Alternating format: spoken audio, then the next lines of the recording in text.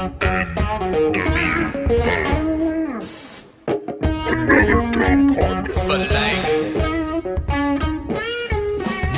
New world order.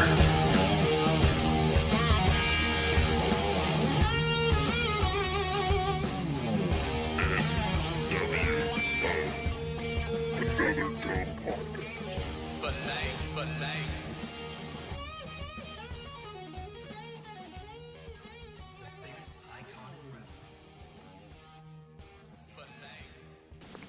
Yeah. I hear they're thinking about hiring, no joke, Bruce Bochy, retread, and then Showalter or Ron Washington. Showalter? Really? Like a Showalter, like even Showalter is going, really me? No. They're gonna pull a White Sox, like when they hired Yep. Marusa. You see how that turned out. Hey, they made it pretty far. I mean, No. I mean, played beyond 162 and then just had it handed to him. it's true. Well, welcome to another dumb podcast where friends slowly join into a Google Meet chat and chaos ensues. But it's gonna be a little tamer this year. I think Jacob can't jump on this week. Do we need to talk about last week? I think we covered things that we witnessed. Okay. Brandon, did you get the chance to listen to any of that? I have not yet. Oh my lord!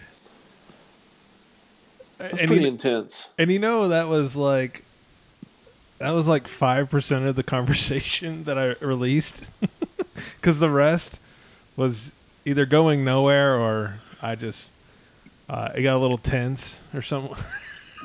Was this the divorce pod? No. Okay.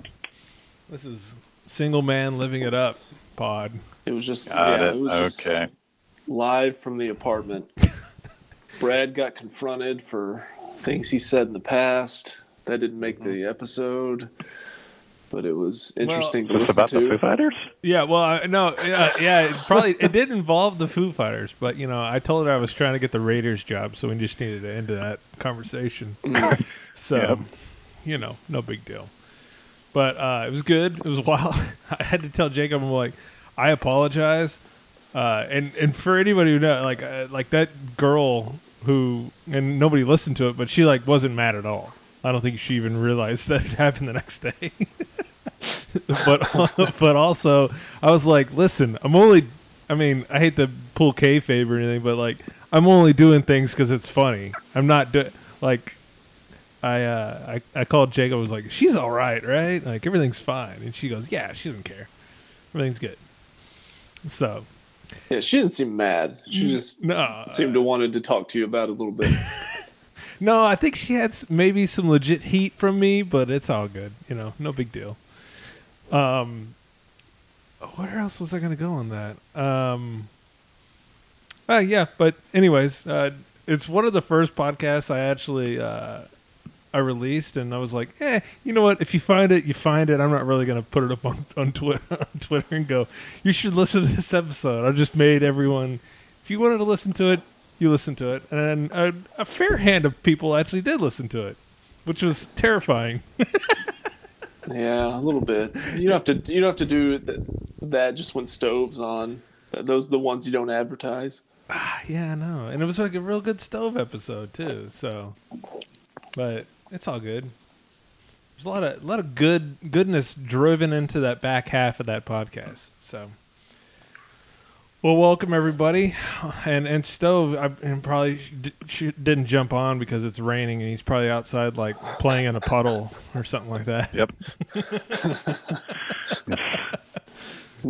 like Like Andy Dufresne and Shawshank. Yeah. Yeah, so it's a nice rainy day today. What else? Did you try to go into the news of the day? I mean, wasn't it funny how no one came to the aid of John Gruden? I mean, who would you expect would do so?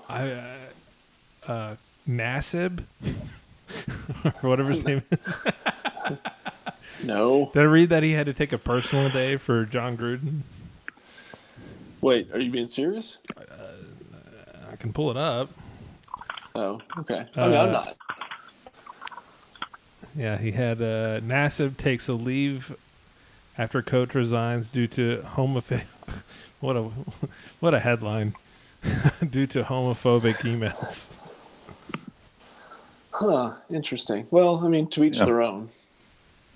Like, we all know, like, all right, if this is deep in the season, John Gruden's like leading like a, like all-American, not all-American, but like has one of the best teams in the league. This is probably not an issue, right? Other than I still think it is. Other than Michelin lips, he really. No. I mean, like, if this came out about Mike McCarthy, I still think it would. I'm trying to think of a coach where if he would have been okay, and I only say that. Listen to the scenario. So who is like who would you think is like an untouchable coach? Like Mark McCarthy, I don't believe is an untouchable coach because they'd be like, we'll just put the other guy in there. But I'm talking about like a really, Sean McVay is he? No, I guess he could still. No, I think that's a good name to come up. Okay, so Sean McVay comes up to bring up. So it had some emails that come up when he was like 18 apparently, but and they would go, dude, you suck, but everyone likes you and his players like him. I guess in a sense, at least I would think in the room everyone seems to like him. It's also two completely different scenarios, though, of based on the age when the person sent those. Like whoever it was, if this is, they sent this when they were a freshman in college versus being 50 years old, that's even two if, different. Okay, so even if he was in his first year of coaching, made some really bad emails, I bet they, and I don't know where the Rams at right now in the I mean, they're standings. good. They're like 4-1. Yeah. So they're a good team. I don't think they're going to blow that up unless it's like really, really bad stuff. I think they go to that press conference. You better cry. I mean, you better cry. You better beg like Ron Washington cry. Okay? Like you better really like show the utmost remorse and just, I'm horrible, and you better have like your team like behind like they've done like where like your team is behind you and they support you. If that type of thing happened, I think they would most likely go, okay, you get a reprieve. Where John Gruden didn't have the room, he didn't have the team, and he sucks. Like he's not a very good coach. It doesn't in the whole situation, it was more than just a one-off comment. When the first one came out, I thought, yikes. That might be survivable, and then more came out. You're like, that's not survivable. The first one, I didn't think he was going to get fired after the first, release, news release, email, whatever. I just thought, you're going to get an apology. Maybe you get suspended for a week or something. But as the other stuff started trickling out, it's like, okay, he's got to go. Funny seeing John Gruden talking like your uncle, like going, I bet you the Rams made him. I bet the NFL made the Rams do that. Like, all right, dude. No, that's fair. Here's the thing: is he sent the emails to Bruce Allen while Bruce Allen was with the Washington football team. Yeah. Before they were the Washington football team. Why didn't and you just as say anybody the in name? corporate America knows, I still say the Redskins. You don't send those types of emails, either from your personal email or I think he was working for ESPN at the time, so I don't know if they were sent from his ESPN account or personal account. It really doesn't matter. It's just one of those situations where you send it, there's going to be a paper trail for what you said. Right. Yeah. So what he did was extremely stupid. Oh yeah. Corporate America, they Those are their emails once it's sent to and or from. Right. You can't run from that. And the reason that came out is because of the lawsuit that the Washington football going through. I don't even know which one that's for. Was it the racial discrimination case? Oh, it might be that, the sexual harassment. Oh, there's so many of the things that. Yeah. I think Washington football should just close up shop. It's going. But I don't know. And I know, like my right side friends are like, "This is just cancer culture, whatever the hell, doing this again." And I'm like, I don't know. John Gruden kind of sucks, and just I don't know. Yeah, this is the second time that Daniel Snyder has destroyed a Gruden. Very true. Bum. Very true. Both these guys can't work in this town again. Well, I don't know. That's a good question. Because we've seen Art Briles get shamed out of a high-profile college job and end up coaching overseas and then Texas high school. Will John Gruden be coaching like 3 or 4 years from now? Just like some community college out in California or something. Let me look up John Gruden net worth. I mean, Dave Bliss got rehired. That's true. $30 million. So, yeah. I don't know. He won't be on TV ever again, but he'll be coaching Eastern Hills football or something like that. That'd From be Europe. Yeah. Got to give back. But again, yeah, that's what I was thinking too. But the thing that it wasn't just a one-off. If it was just a one instance that he might be able to say, hey, it was a very emotional time and I was just venting and there's no evidence, he could point to, I had 700 emails, to the guy and there was nothing else like that in there. I think that would have been enough to save his job after the apology. You think he could have pulled like a Joanne Reed, like I was hacked or something like that? I think that would have been a good one. Well, the emails, anybody could have sent that. Yeah. Have 70 slurs and 100 emails. Yeah. You think I would say that? Yeah. Over and over? Over and over.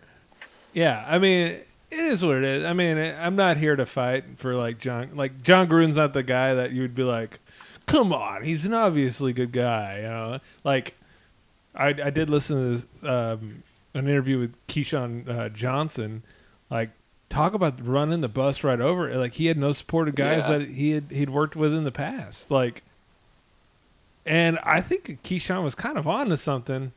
He's a good friend of mine. That he was kind of a bullshitter, and I really, at the same time, I was like, man, what a piece of shit. But I was also like, man, John Gruden knew how to from day one, knew how to manipulate the game into number one. He got onto a team that was already pretty much pre-built. Go in there, win a Super Bowl. And then he does his, on the sideline doing his weird eye tricks and stuff like that, just to kind of stand out amongst the crowd. And it is amazing, whether that was genuine or created, that, how much that character kind of carried his career. I think the Chucky persona took upon him. He worked himself into a shoot. He did. So his only way to put that is he was doing a little bit of a work, but then he just became Chucky. And I think you're right. Yeah, I think that's probably the best way to put it. And you know what? I mean, I respect that, but I'm also like, that shit's gonna come to roost eventually. Everyone's gonna find out that you're full of shit, and that's kind of what happens. And it is what it is. I mean, I don't know. What's the record for the Raiders right now? I think they're 3-2. Not just pretty so-so. Who's they're all right. Who's the? Did they named interim? I think the special teams coach is taking over. Was he a former Cowboy guy? He is Rich Bisacci? Yeah, I think he was here briefly, a couple years or so. Who knows? Might have been here 10 years. First job, Cowboys. You But know, it doesn't he say is not- Cowboys. Yeah. He is not the Rich that was part of the Cowboys organization that had the practice tent fall on him. That was Rich Beam. Another Italian. So, 2013 to 2017, assistant head coach and special Okay. teams coordinator. More than a couple. Yeah, 3 years. He looked familiar, so that's the only reason I kind of brought it up. But, well, good for old Biscacci, whatever the fuck. Okay. Good old Rich Bruschetta. Good. But the bruschetta gang, all right. Have a nice 12-game coaching career, and then it's back to here's how to kick. Yeah, we're going to do the trick play. Yeah, well, anyways, yeah, we'll move on from that. You know, poor Chucky. Wow. Another big one that was on my mind, and this one I might be a little controversial on, but I also have two sides of this, so you need to help me out because I've been fully on it. So this Kyrie Irving thing, and I was actually going to try to pull up his Instagram. I think he's shooting live right now on Instagram. I don't think we're going to be able to chime in live, but so Kyrie Irving, they said he was going to be able to only do like road games or something like that for a little while, but then they fully said, no, you're not doing any games. Give me your thoughts on it beforehand. Just him in general. I mean, just what he did. I mean, they now told him you're not going to do this. I think Kyrie Irving's brand is to be counterculture, and this is just a prime opportunity to pounce on something like that. I mean, he probably has some pretty significant beliefs, but at the same time, he's always just wanting to be different. Mm-hmm. He's a weird dude. Kind of. Yeah. I don't know. Brandon? Same? I agree with Jay. He just doesn't seem to be all there, for lack of a better term. Let's not start throwing around the crazy word. I didn't say that. You know, I didn't say that either. But, he's eccentric. You know, the flat Earth thing, and then his whole exit out of Cleveland. He just. Okay. I'm not saying he's Delonte West or anything, but No, I think he is one of those people that trying to think, I have to be careful how I phrase this. Choose your words carefully. No, I'm just trying to say like somebody who they can make themselves sound a lot smarter than they actually are. Oh, so yeah, they can speak about something and sound very educated, but I feel like I see through it like this guy is not very smart. Dunning-Kruger effect. Yeah, there you go. What is that? The Dunning-Kruger effect. It's a hypothetical cognitive bias where people that think they're smarter on a particular topic than they really are. It's basically all of Hollywood. Got it. Basically what Jay just said. That's very fair. That's a good example. I feel like it's pretty. I can't pull up Kyrie Irving on live. That'd be really good. Here's my thought on this. It's going to be controversial. Number one, at the end of the day, as anybody who's up against, I don't even know what is Kyrie Irving, what has he made career earnings? I think he would be 136 million. Yeah, that sounds pretty good. So he's made quite a bit of money. Correct? Oh yeah. Yeah, he's made quite a bit of money. And I would point to Now, if someone was throwing a bunch of money at me, and I've actually had this same kind of conundrum given to me. Like, I had my things with the quote unquote the jab, and I made large decisions. I was not a jump to it. I think Jay was first one out the gate. You know, he was ready to go for the jab. And I'm willing to put my life in danger on a daily basis. yeah, I mean, so brave and so, yeah. Whereas I was more skeptical, and I was like, I don't know, I gotta eat a cheeseburger over this and figure this out. But the only thing that would ever kind of sway me is, again, my family. If my family felt like I really needed to get it, or if I felt like I was in danger of, like, orphaning my children or something like that. Like, I really feel like that's a pretty big reason to try to, you know, a reason to do it and as a salvation. But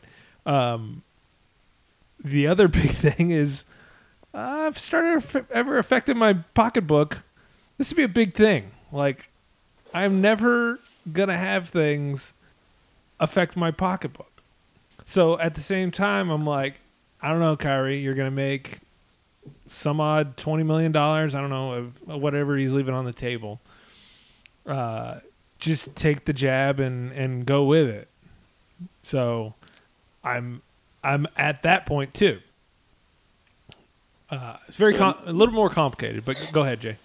I was gonna say there's, at least one player, Andrew Wiggins for the Warriors, who wasn't going to get it, and then when he found out how much it was going to hit him in the pocketbook, suddenly he was next in line because he wasn't going to pass up 15, 20 million, whatever it was going to be this year. So that's happened in the league already. Yeah, and who's the guy from the Orlando Magic that's having issues? Jonathan Isaac. Oh, yeah. Yeah. Yes. Who the right have kind of surrounded as, because I guess he was one of those guys that didn't kneel. And now, but I think if you have to listen to Jonathan Isaac, that guy's very intelligent. The way he spoke about, like, I have immunity and natural immunity, and I really just don't see the point in it. Okay. I haven't heard it, but I think there is it's possible to be logical in your conversation and your decision on that, and maybe not get it, but again, it has not affected his pocketbook yet, so maybe he hasn't made that decision just yet.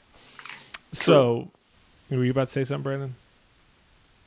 Well, I was going to, I saw somewhere that I think Sham Charania from The Athletic had actually asked Kyrie to, kind of clarify what his stance. And one point that he brought up is that, if you mandate a vaccine, then that's going to cause a lot of people to lose their jobs, and that, the general consensus to that is just, so what if they lose their job, which he does kind of bring up a point about how it's easier to persuade somebody to get the jab as opposed to coerce them.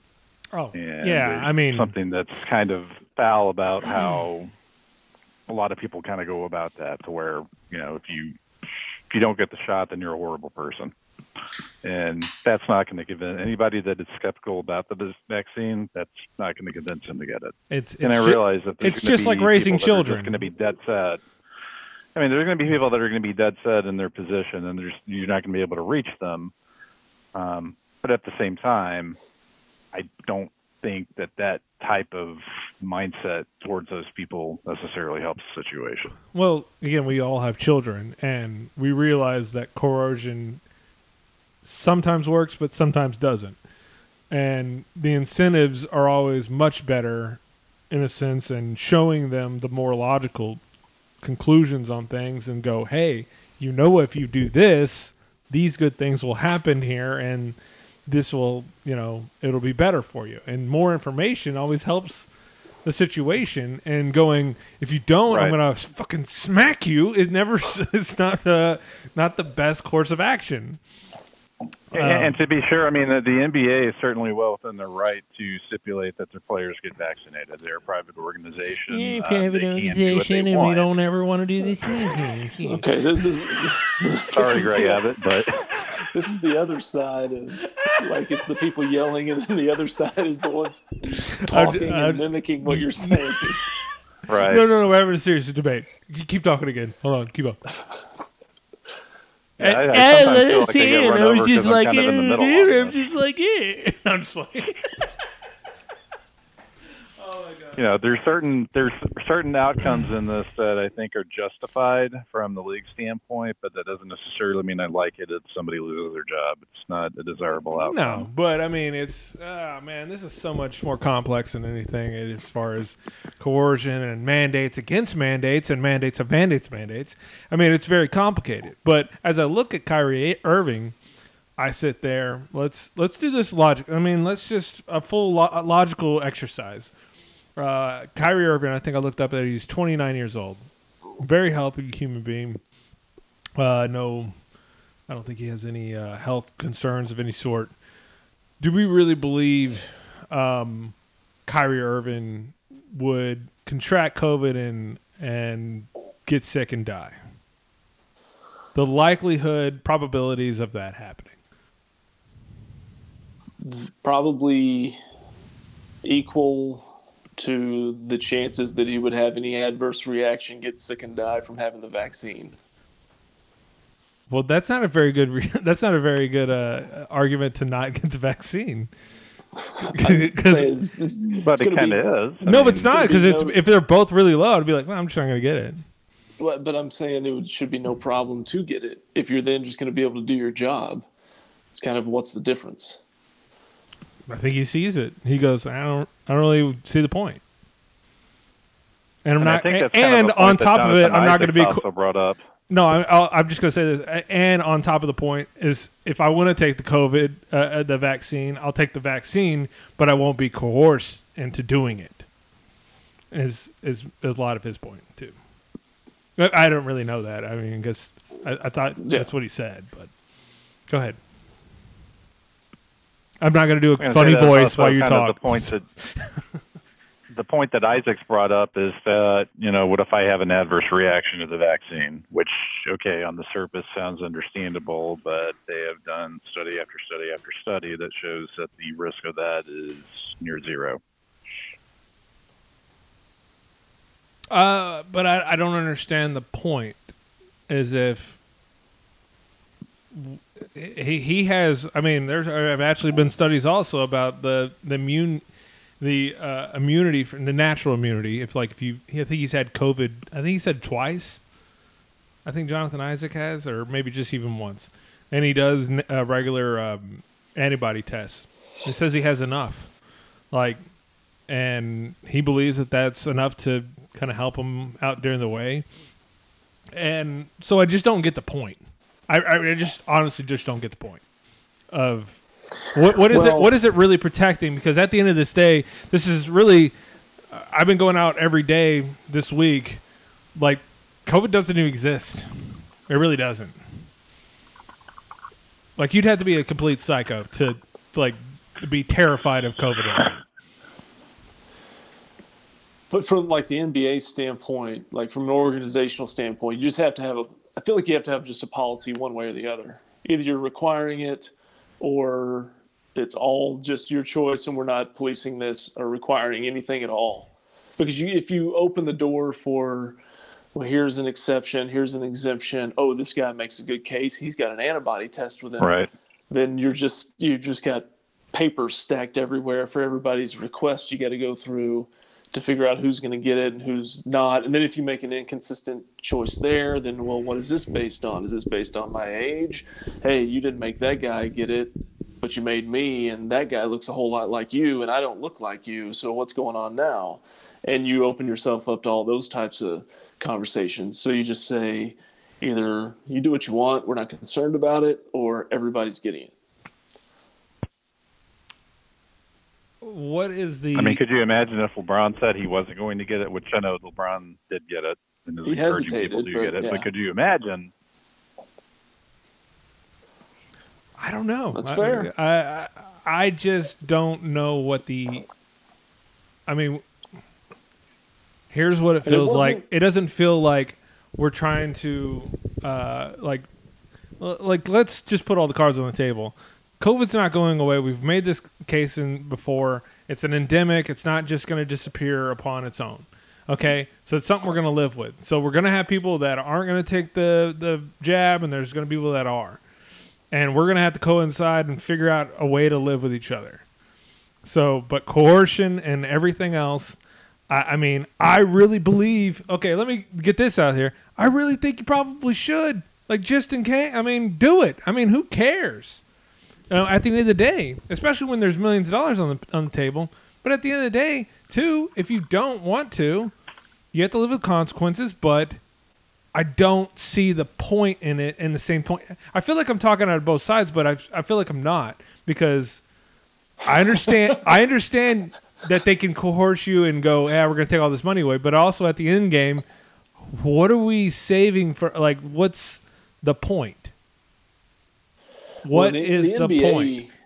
The NBA may have the policy of he has to get it, but and also is affected by where he plays and what the laws are within that state. Right. But, I mean, the ultimate decision for him to basically not be a part of the team at this point, this is the Brooklyn Nets decision.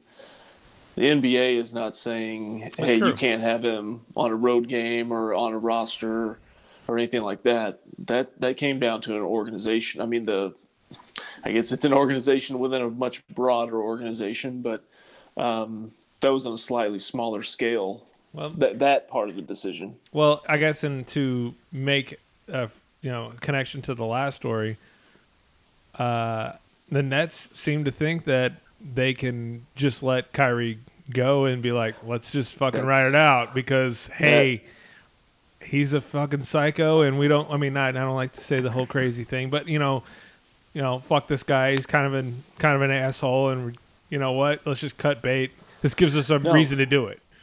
Great. That's a great point, because if their roster was shaped differently and he was the absolute number one star on the team, they might bend a little more, but they've got two other stars and a stacked roster, and they seem to be the favorite to win the title even if he doesn't play. That's interesting. I mean, I didn't know that, they're but up there. But again, the Nets have made that analyzation and be like, you don't want to take the jab? No problem. Look in this contract right here. We don't have to pay. Like, is that really true? Like, did they not have to pay him? I don't know that. Man, that's sure. that's I was fucking crazy.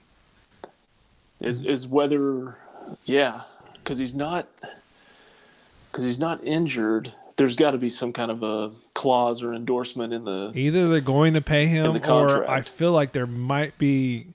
I mean, I don't know. The NBA doesn't have the best union or anything, but there's got to be someone out there going, dude, they can't take his money away, because this wasn't on there that you had to have all your shots and records on here. But unforeseen pandemic, They'll whatever. put it under something. There's wording in there that they will say applies to the situation. Interesting. Well, I guess we'll keep an eye on this story for you and see. But yeah, I'm sure everybody's coming here first. They've been dying all week. For you here in a couple of weeks. They've been dying all week to hear that. But I kind of just wanted to have a thought exercise on that, because I think I've been pro-jab this entire time. Not really. But I think, and again, it's very complex. It's not a either or. People are dumb. People are smart. People are whatever. I think it's a lot more complicated than that. And then than just, Kyrie Irving's a crazy lunatic. But at the same time, are we really worried about Kyrie Irving dying of COVID? Or, as you point out, Jay, yes, you were correct. Are we really worried about Kyrie Irving having adverse reactions to a jab? So, all those can be probably answered as low probability. It's just it's just the stare down. It's what's the GIF? What's Puff Daddy and somebody else? Can't remember who it is. I'll find it. Okay. And then I'll send it to you. I was gonna let you just spin on that one. I was gonna be like, I don't know. Take that part out. Okay, I'm gonna edit that out. Okay. Well, I guess we'll move on then. Oh. Does anybody else bring any stories for today? We can do free space. There's free space there in the back. You can just play as you go. Oh, is that right? Just wild card. Yeah, just wild card. The topic, Will. Spin it. What has it got? What has the ticket been talking about? Theme songs, TV shows. It's one segment out of the entire week. It's just, theme songs. It's what I remember from today. Is that what the stared at? We don't even know who that guy.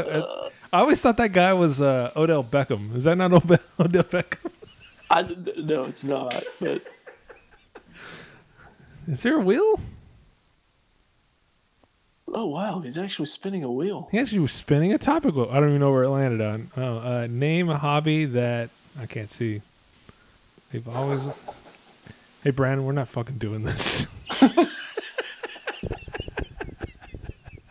Just I figured saying. we weren't. No, we're definitely not doing that. I would need to enter our own topics for consideration. Yeah, I think that you can actually make your own topic wheel. I would imagine you probably could. God, make your own topic wheel. So they talked about TV theme songs, and George saw another wild animal. Amazingly, since he lives out in the country. Chupacabra. Is it true? Yeah. Is it true that they've had that? Okay, let's do. What's the biggest show coming to town? Are you looking up actual shows? Oh, Is that what we're doing right now? I don't know. I was gonna try to do the big show thing, but I guess that's not really happening right now. I never know what's coming to town because they don't do the segment anymore.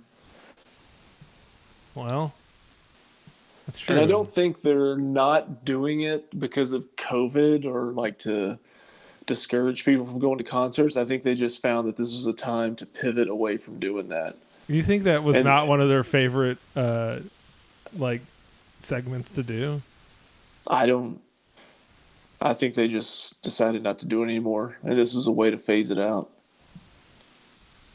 Well, didn't they take that over from the Hardline?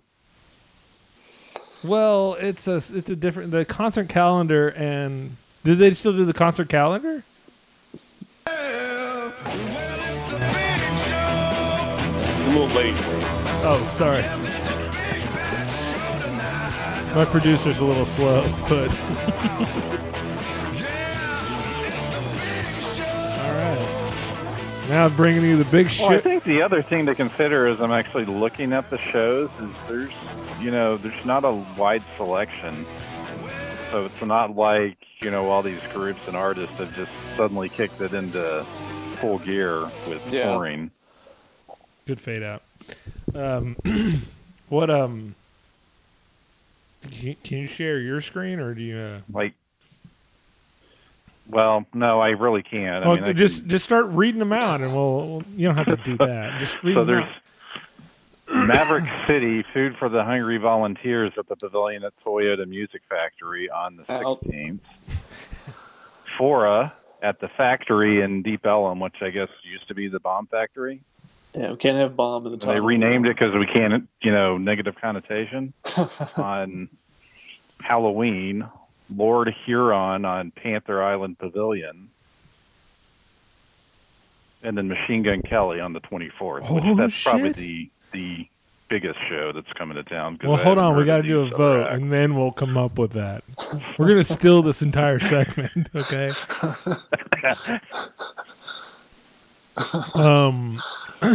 Is there any comedians or anything? Anybody in town? Don't know. Things to do, Dallas. Did they do comedians whenever they did the? Yeah, I they would thought it do was always comedians. Oh yeah. It usually have to be a Cat pretty Williams pretty big name. Cat Williams is in town. on the 16th. What are you looking at? Can you Credit share Union me the Theater. link real quick? I'm just Googling Oh, you're just Googling? Oh, okay. Well, fuck me. Yeah. All right. comedians events, music events. This weekend. Oh, look. Okay, I found one. Oh, sorry. Yeah, Cat Williams. Okay, I'm gonna go through this right here. All right. Melissa Etheridge on the 16th. What's today? Is it? No, it's the 16th. Melissa Etheridge at the. What is she? Where the hell's that? Is she at the Billy Bob's? Okay. Melissa Etheridge at Billy Bob's. Blackstone Cherry. That's not one. I'm gonna. You should really. By the way, they have a producer. They pick out the shows that don't suck, and they don't say it on air. On their shows. Man, it's a bad weekend. I have to tell you. I did see that James Taylor was going to play on Tuesday at the Dickies Arena. That sounds like it'd be awesome. Not really. Next week is James Taylor, Cole Swindell at Billy Bob's. I don't know who that is. He's a country music singer. Is he Red Dirt? He is not Red Dirt. He's the son of Craig Swindell, the former Longhorns pitcher. I don't think so. I believe he is. I was going to do with another Cole, but that's fine. I hate this game. Anthony Hamilton is going to be at the. I just still call it the Nokia Live Theater or whatever the hell it's called. It used to be called. They change it every year. They have to stop that. Right. Stop re-licensing the theaters, so I have to remember. Well, it's kind of like the Starplex, like the Smirnoff, Smirnoff. I still call it the Smirnoff Center, but I don't know what it's actually called these days. It used to be Jose Cuervo, and yeah, I can't help it either. Okay, well, I guess we'll move on from this shit segment. This sucked. This was really bad. How many got minutes right now? We got 41. I think we're gonna do a cool hour this time. Okay. I gotta wake up early. I'm sorry. Well, so do I. You're not special. But I mean, you have to roll out of bed, and there's your computer, and woo, I'm at the office. You have to actually work for a living. I have to go in town tomorrow. You actually have to drive somewhere. I do. I freaking hate it. Dallas is the worst. Dallas is the worst city in America. It is. I was downtown today. I was too. Let me know. We could have high-fived out of the car. I was in I drove through downtown. I was up towards North Haven, but it was. I hate it. I don't get it.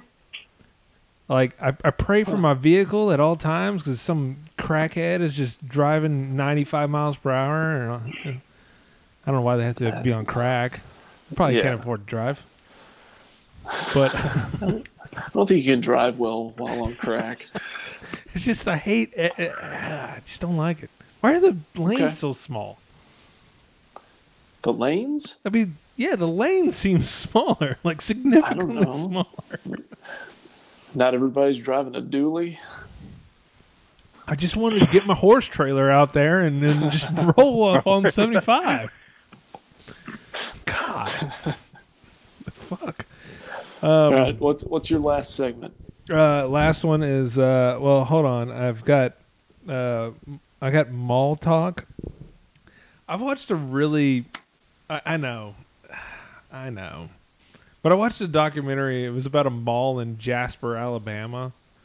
That's like, I think they just followed a mall for a year. I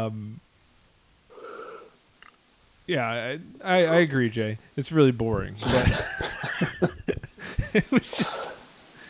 Is it about the employees, like how beaten they are? Yeah, just like how beaten malls are, and I don't know what.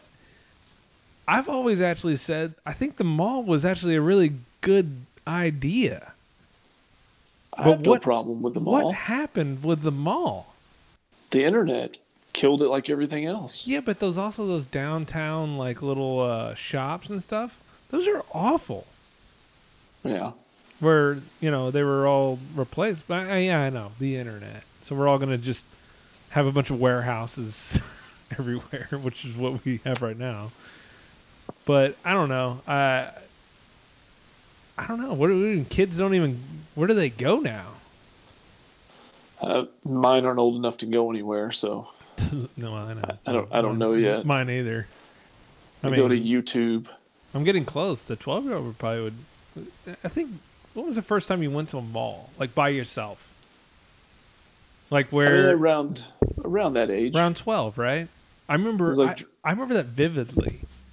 Oh yeah, drop with some friends, drop you off. You just walk around, or you go to the movies.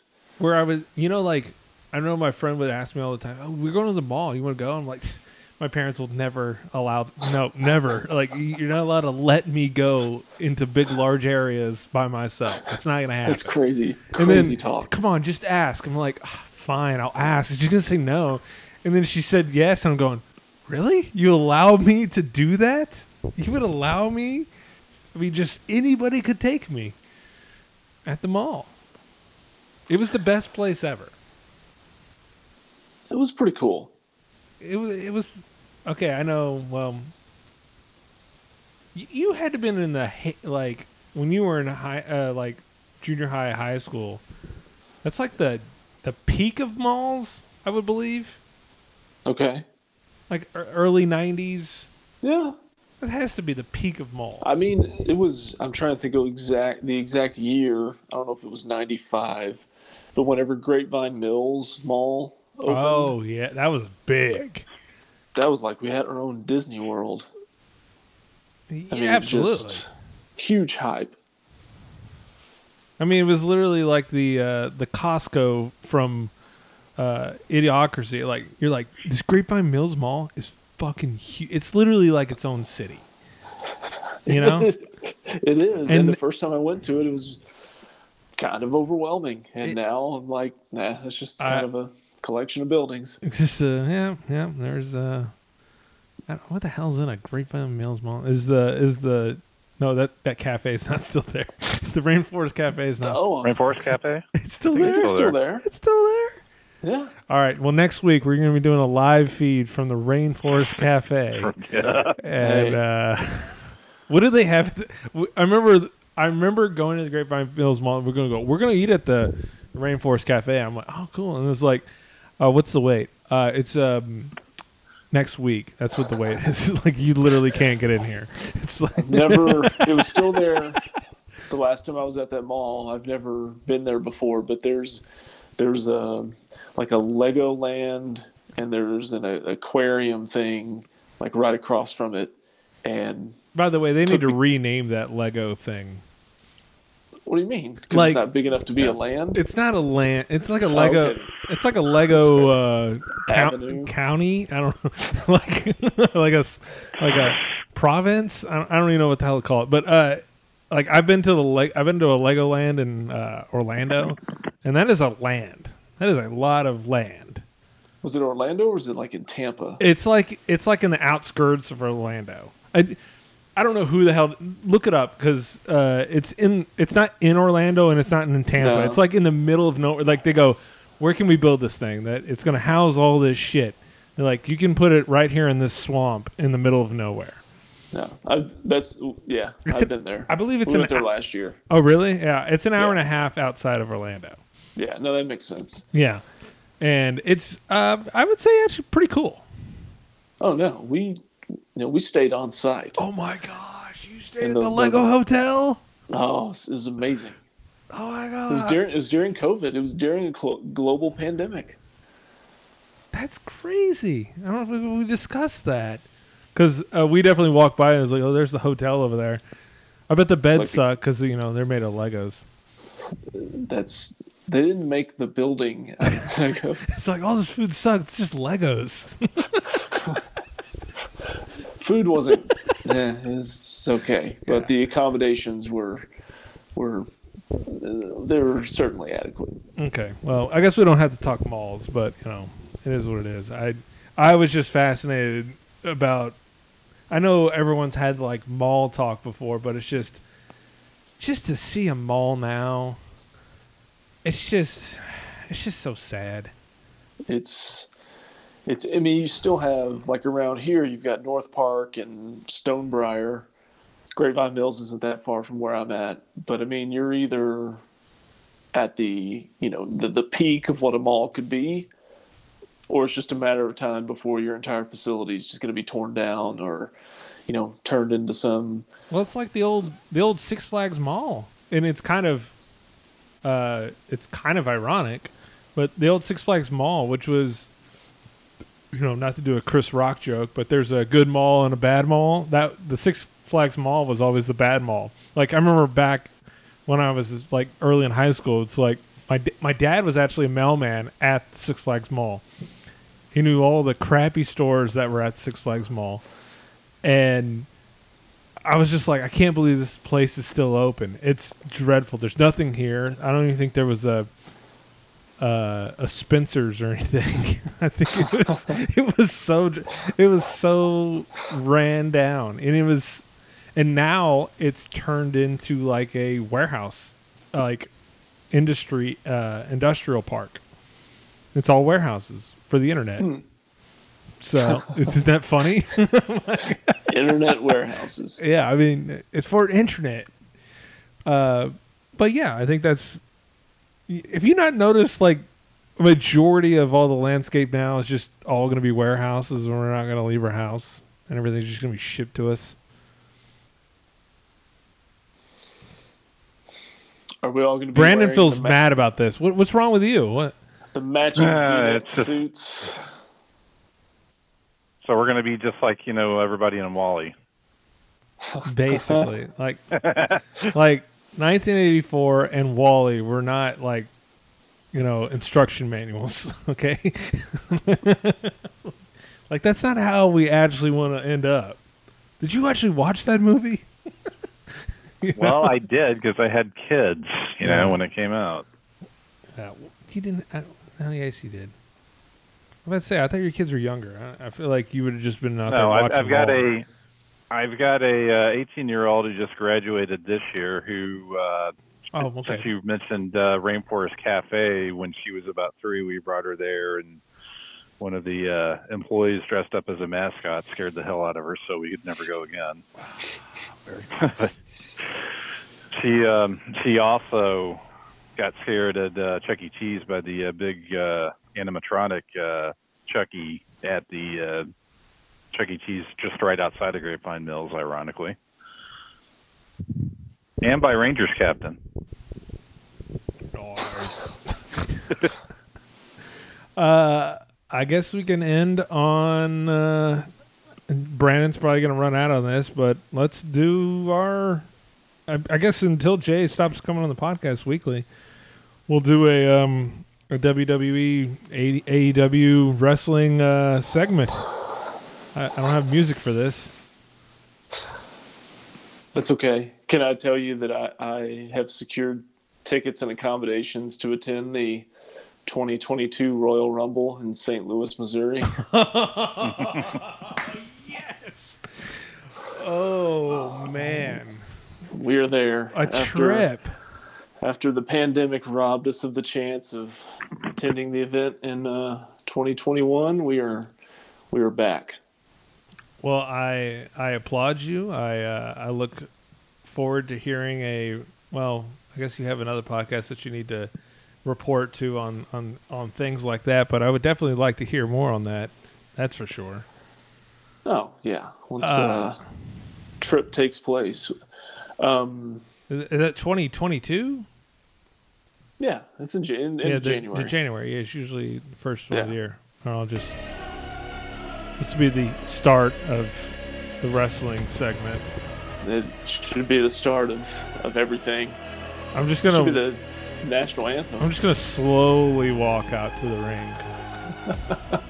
Just let everybody wait for this segment, because I need you to acknowledge me. All right.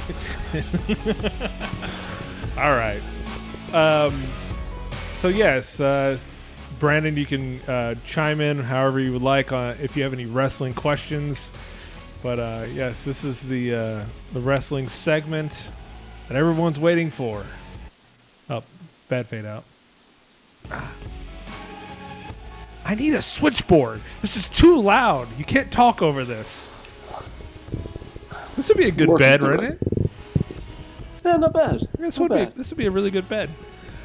So this week in WWE and AEW, Saudi Blood Money week. That's right. It's time. Well, hold on. It's actually the following week, but you know, I mean, it's next week, but it is approaching, and it is a stacked card. I would say for Crown Jewel, which is, I have to admit, the most spare of the pay-per-views in the last, I don't know how long they've been doing it, 3 or 4 years now. Yeah, it's since 2018, I think. Yeah. Okay. So, yeah, it's been quite spare.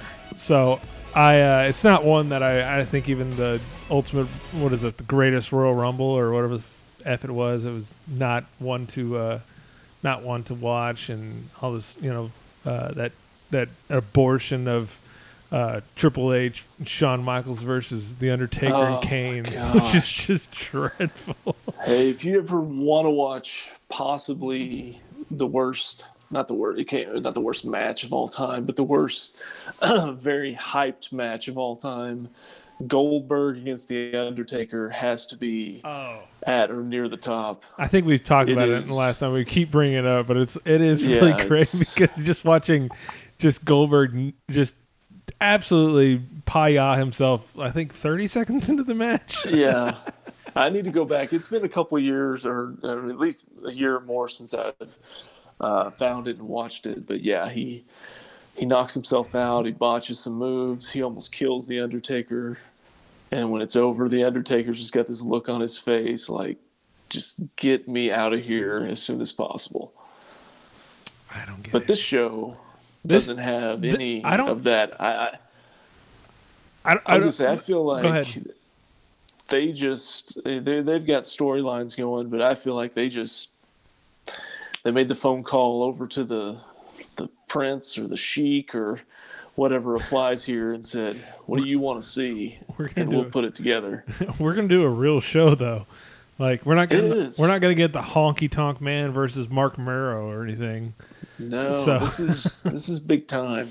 Yeah, I for one, of course, the triple threat versus with Becky Lynch, Bianca, and Sasha. Why the hell is blank on her name? Yeah, that one's that should be interesting. I think again there's no way they're going to take it off of. Hey, have we ever talked about this whole? Whenever they squashed Bianca in SummerSlam, did we talk about that and what your thoughts on that were? Maybe a little bit. I mean, I think it was kind of it was surprising, but I think the counter is if they have, the point was to get the belt back onto Becky. And if you have an actual 10, 15-minute match and then she wins just clean in the middle, well, then you have just kind of destroyed the whole Bianca storyline, at least this version of it. But if she gets cheap-shotted, then she's got to chase for it. And you're right. They probably won't have her win it now. They probably won't have her win it a month from now. But Royal Rumble sounds like a perfect time that she's been getting jobbed for 5 months, and she finally goes over. Now, I'm going to make something about Bianca because I really, as a pure worker, and as I'm not, again, I base a lot of things off of what you do in the ring, your look, and how you are on the microphone. And we're gonna wrap up on this, I promise. Okay. Bianca Belair has to be one of the best workers in the company right now. Great in ring. I rarely see her screw up at all. At least I never. Very, No, she's very rarely. phenomenal. Yeah. One of the best workers. I would say her look. I think she's big. I think she's, but also very beautiful. Like she's very, like I still think marketable. You know. So there's not like a problem there. Like she's not like a old hag or anything. You know. Like you can't just be a great worker. You look like a, you know.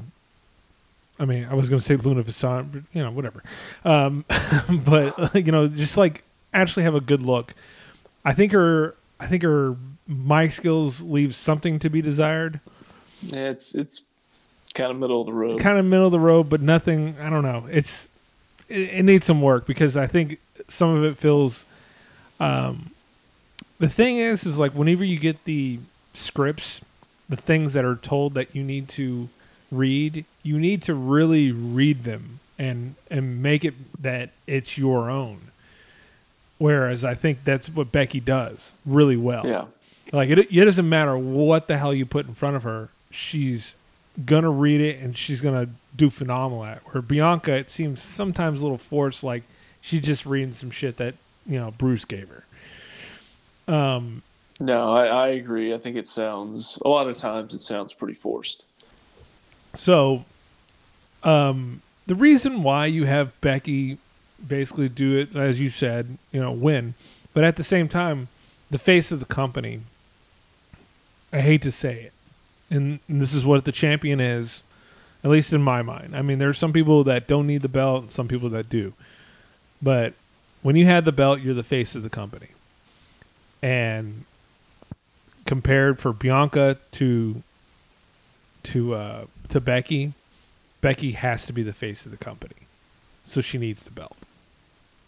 So yeah, if she's back, then that's what you have to do, at least at this point.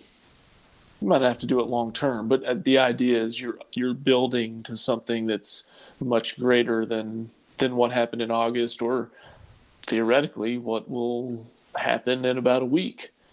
That there's a longer story and there's a bigger moment to happen. And whether that happens 3 months from now or 6 months from now, there's a payoff somewhere. Yeah, hopefully. And I think because Bianca gets it back. I would be shocked if she doesn't get it back.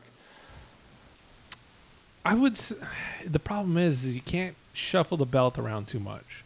Not too much. That's what I'm saying. I mean, it's all down the road. It's all a fine line. Like you don't want to go, okay, well now it's your turn for a little bit, and then it's gonna be no. You gotta have, you know, like what they've done is, you know, you gotta have someone dominant on it.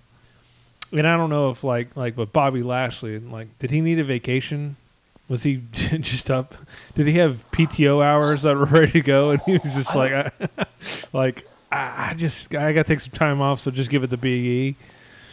I mean, I think it was also with some of the AEW numbers kind of surging. I think they may have been planned they were going to put the belt on Big E at some point, but I think they needed to do something that this is, hey, we're giving the fans what they want type of deal. Yeah. And they're trying to boost or maintain ratings on Raw, which is why he cashed in there. Oh my God. Well, instead of, I think the plan was he was supposed to cash in. What was the most recent pay-per-view? Extreme Rules?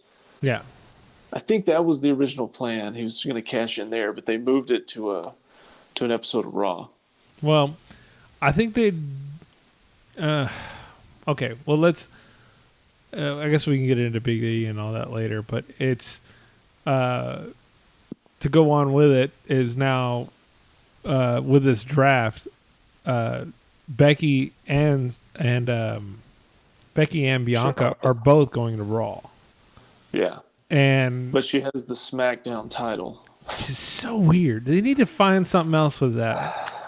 I don't know what they're going to do. Because Charlotte is on SmackDown. She has the Raw title. But now she has... Yeah, can we just have a handoff? Well, they did that last year because the two tag teams did the same thing. And it was the Street Profits and the New Day. And they just had a backstage. That's exactly what they did. They just swapped it? Yeah. They're like, let's not write a story or no reason. Let's just have them, hey, it's both tag team. They're both faces. Just have them trade off and just move on. And to be honest, as the viewer, I was like, all right. Makes sense, right? I guess. And they don't have problems with each other or anything like that as far as their characters are concerned. So, But then, are they going to try to do something funny where they go, with the triple threats? Usually, they use it in a way to, like they don't want to squash a young up and comer. Like they don't want to get Sasha. They don't want to get Bianca pinned because she's the young up and comer.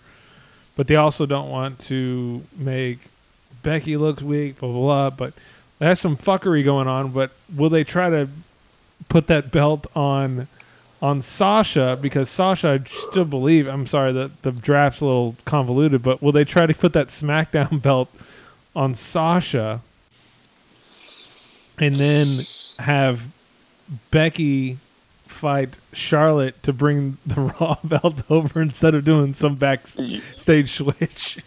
No, you could do that. I mean, it's feasible, even though like it's Survivor Series, it's usually champion versus champion. So then it wouldn't really. How are you going to get this Becky versus Charlotte if she doesn't have the belt? So It's true. I don't know.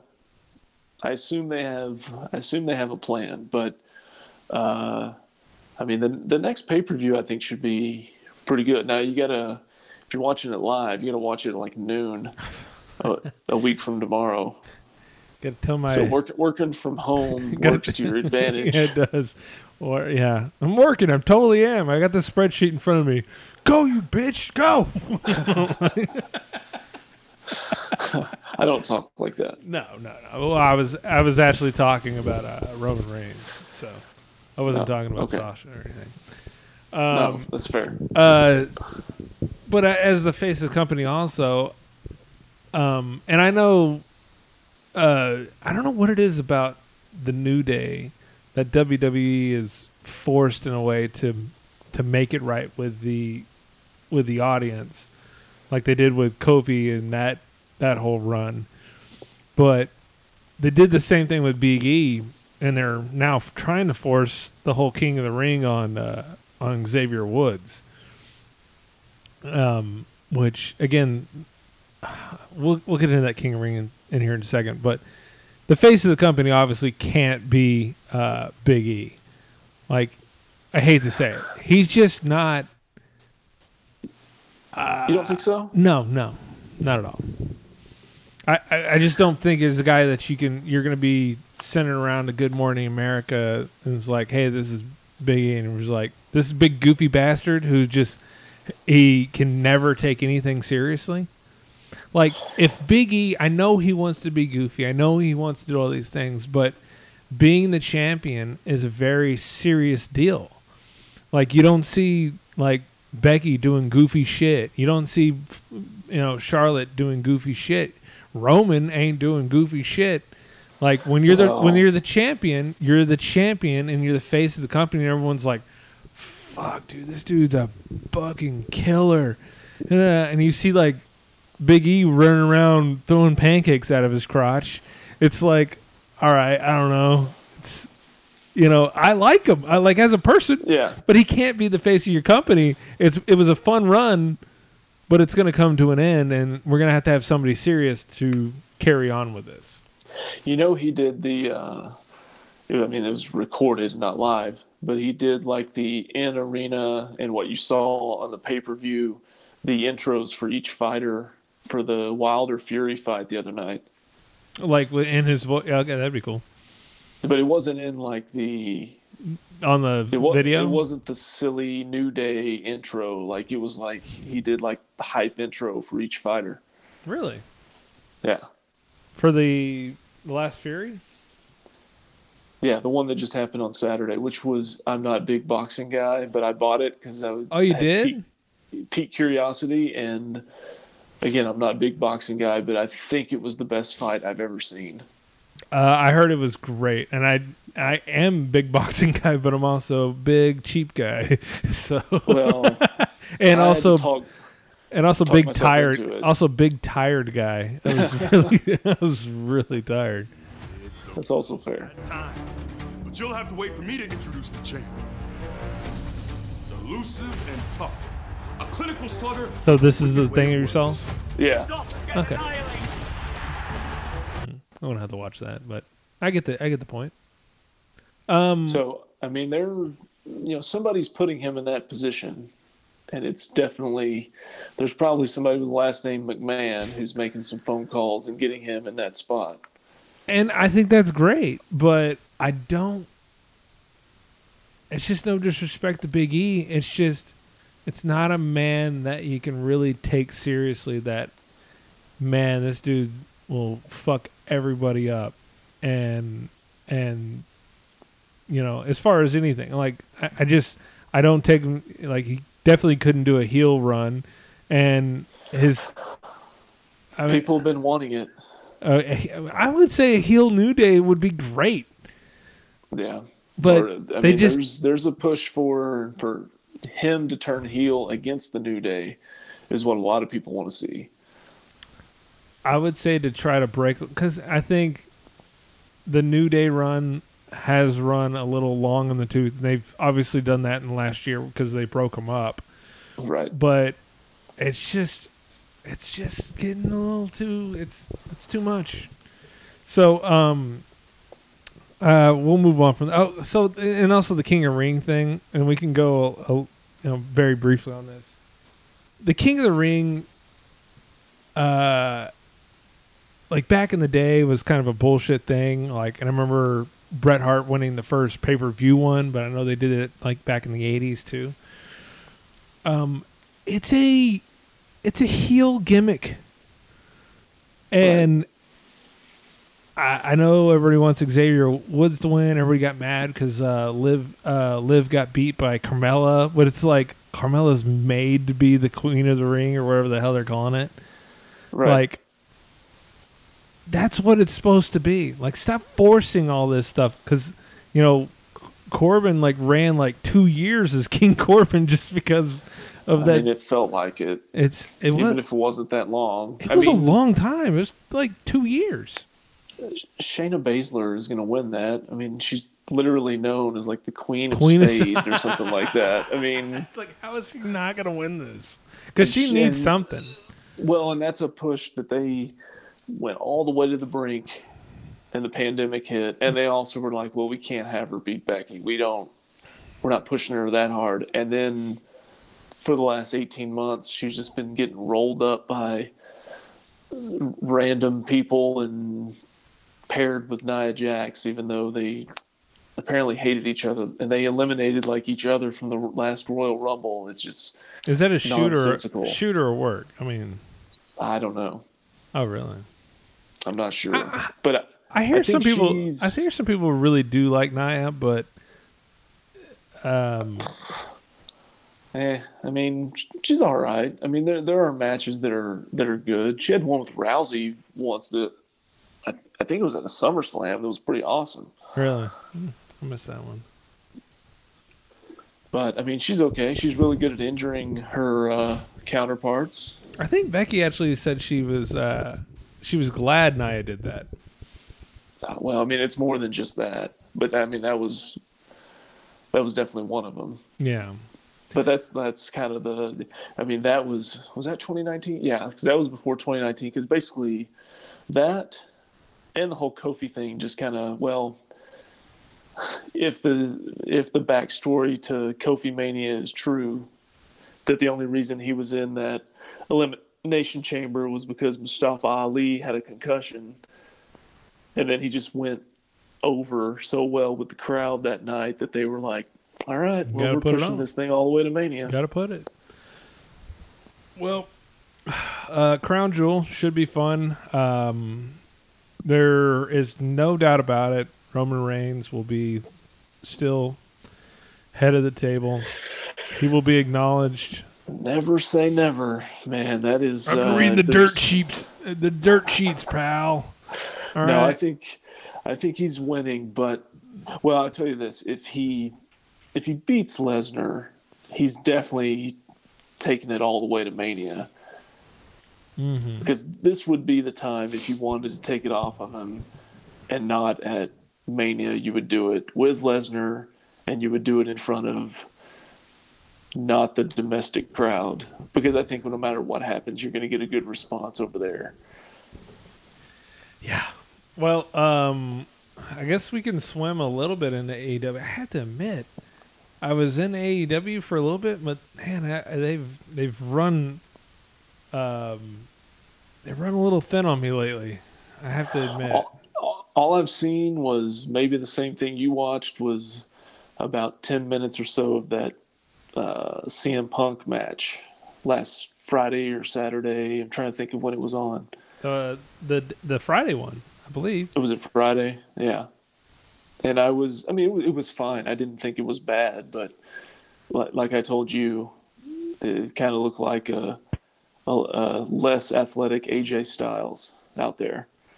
Yeah, and stop me if I'm wrong. Like the work rate that CM Punk goes at, like, is he known as a really, really good worker? I mean, obviously he's not like high flying or anything, but he's a really good worker, correct? Yeah. No, I would. I mean, it's the character too. For sure. I believe that seems to be majority of it. Yeah. But, and again, it's like two sides of the story on this whole CM Punk thing. And I think me and you've been kind of talking about this. The way this has been booked is strange. I know they're trying to work up a now, if you wanted to work up your rates, I don't know. I think you can work matches off TV and, make sure, with a 7-year layoff, you're not going to be as crisp as you once were. Like, Bryan Danielson never took a day off. He's been working this entire time. So, yeah, he goes and gets Kenny Omega, where CM Punk, I feel like, does not have the confidence to do a main event fight. He wants to stay in the mid card and work his way up. Yeah, that's fair. But I have to say it's a little disappointing because after a while, it kind of loses the luster. That song comes on and it goes, "Oh, it's CM Punk again." Yeah. Oh, okay, he's gonna. Now we talked about that. He's gonna fight some jobber again, and I hate to call them jobbers, and I know these are jobber plus. But these guys are like really good indie guys who have made it onto television. And the problem is, when working with these young guys, like, just off the bat, CM Punk is not letting anybody go over. He's going to win these matches. But at the same time, he's not squashing them either. Right. So he's having good competitive fights. So in a turn, he's making these guys look like they're halfway can sniff CM Punk's, jock a little bit. But at the same time, you're like, man, why is he's having a competitive match with some guy named Daniel Garcia? Like, yeah. And I think he's going to be fighting against some guy named, I don't even know who the hell his name is.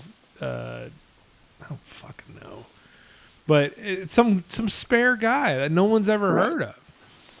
So it doesn't give you the idea that, or the feeling that he's dominant enough to then challenge for one of the major titles. Like best in the world? He might, I don't even know if he's best of Chicago right now. Like, I don't know. And I hate to be I'm not trying to be a hater. I think I'm not the biggest fan of CM Punk as some people are. Whereas, I mean, CM Punk can not do anything wrong. Like, everything he's ever done, he's not phony. I keep reading stories of the pipe bomb that was super real, and he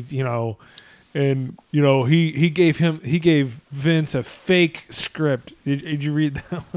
Like, it was some bullshit like that, and you're like, dudes, do not try to shoot on this. Like, no, every bit of that was a work. I hate it. Like, I really think he's trying to get over being the anti-WWE guy, but after a while, that shit's gonna get really old. And I think where some people, I think, has gained favor is Bryan Danielson came out and goes, "I like WWE, but I just want to do something else." And I think he's Right. gotten over with AEW and with the WWE fans going, okay, fine, Brian, do your stuff, Daniel No, I Bryan, think- and come back. But Yeah, but I think that was a mutual parting of ways. For I sure. think they knew whether he was going to end up going there, probably some assumptions, but I think both sides were like, this is just it. I mean, obviously, he lost, but they had Daniel Bryan in the main event of WrestleMania this year. So, I mean, they were still using him, but maybe that was effectively his retirement match with WWE. and then had Roman Reigns smash him on a SmackDown. God. You have to look back at that and go, you know what? I mean, I think Daniel wanted to be smashed out by the best guy at a WWE. Yeah. And he's going, if anybody's going to knock me out of this company, it's going to be Roman Reigns. Hey, Really has to tell you. I think he showed a lot of respect. He acknowledged Roman Reigns by doing that. as should we all. You have to acknowledge him. But the only problem, I listened to a Tony Khan interview. I'm going to end on this, but I listened to a Tony Khan interview. I'm going to have to say, don't like this guy. Okay. He's not. He comes. I listened to Jim Cornette, and he goes, "Got this young little fucker who's playing action figures with live people." That's basically what he's doing. He's like, "I want this guy over here, and he's gonna fight this guy over here," and it's just like, I find him not to be a guy who's doing a passion project, but has no idea where he wants to do with this. And the only thing I thought AEW was really good at was stopping with the whole, we're competing with WWE. And now he's leaning full into that, which I don't really like. Like, what I liked about WWE is like, hey, we're just doing our thing over here. And then they beat NXT and they're like, oh yeah, we can kick everyone's ass. And you're like, Yeah. you beat NXT. Like, stop. Yeah, and I think their numbers have dropped off a bit since Quite a bit. Yes. Yeah, since the Punk debut and all that. Yeah, the shine has worn off a little bit, and I did watch the episode 3 and 4 of Roads to the Top, and I have to tell you, it's getting worse. Oh wow, that's not. It's getting worse. Stop this show. Is Ted Turner there still? Oh no, he's not. Stop this show. Just throw the towel. Oh Throw the my damn god, towel. they're gonna ruin the whole thing. I'm telling you. Oh, no. They literally aired a full-on botch on Roads to the Top. Really? Yeah, because they had this whole segment where they were going to do a weigh-in with Cody Rhodes and this other guy, and they fucked up the entire spot. It was a total shit show, and they aired it. Like, I would have been like, no, let's talk about all the awesome things we did. Don't highlight the total shit show that we just put on live television.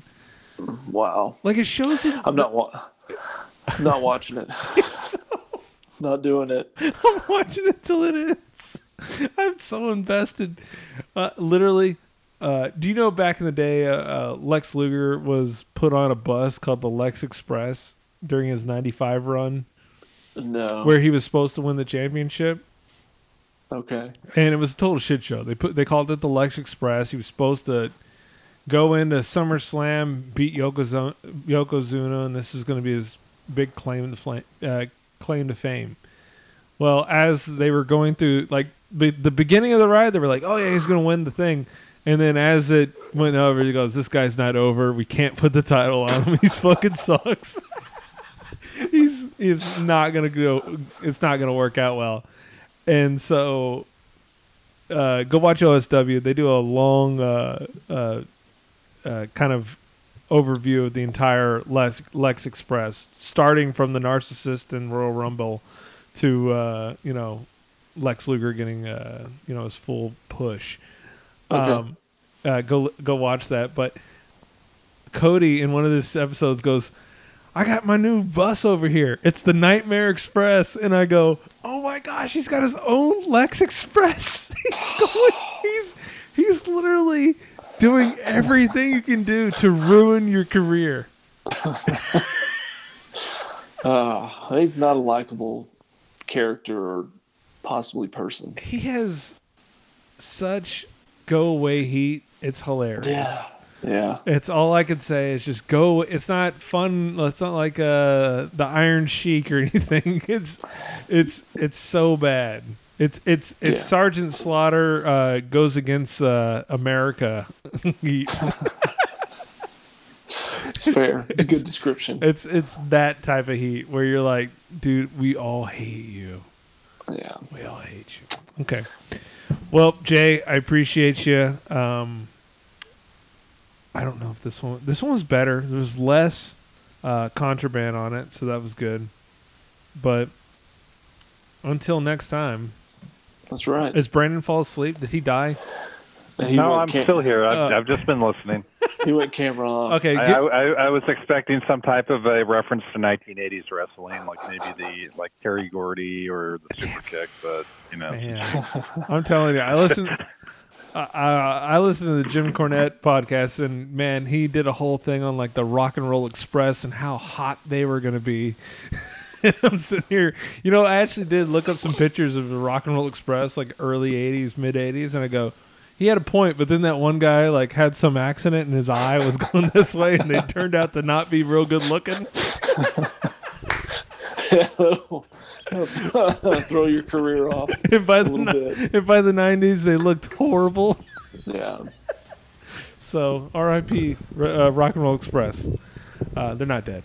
They just no. All Just right. that guy's eye. Appreciate it, Brandon. Appreciate it, Jay. All right. Later.